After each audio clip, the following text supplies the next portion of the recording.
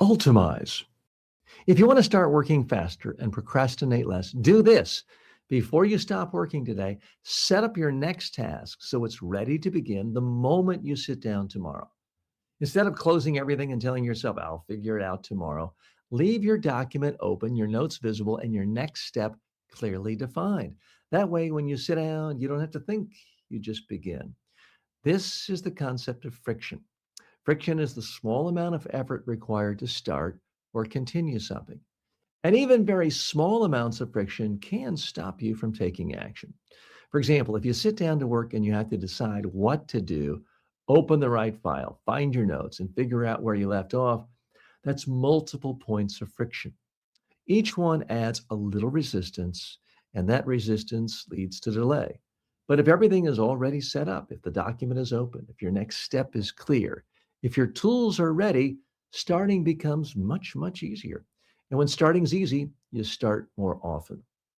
Most people unintentionally create friction for the things they want to do, and they remove friction from the things they want to avoid.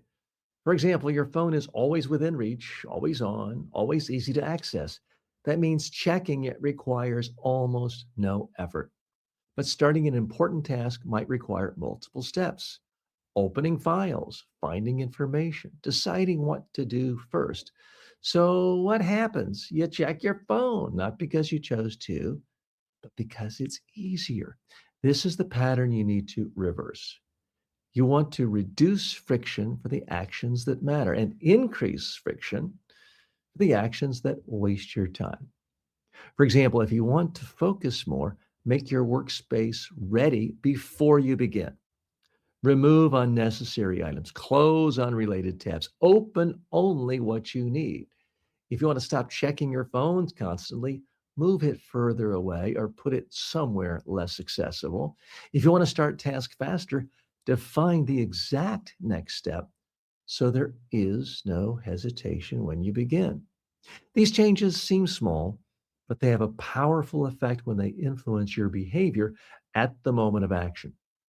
Think about how many times you delay something simply because it feels like, too much effort to start.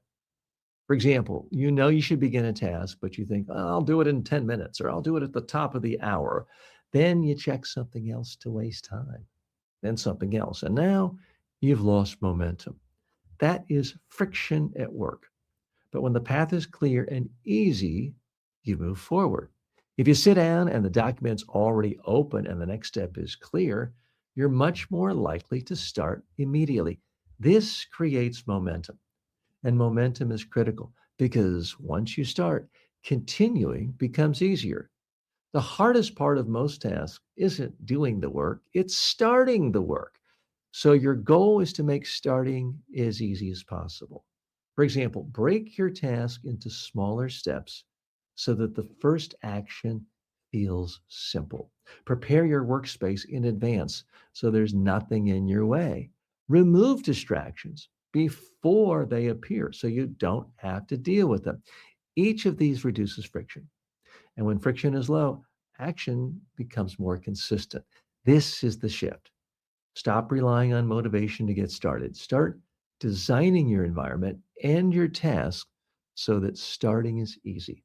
Because when something is easy to start, you're going to start more often. And when you start more often, you make more progress.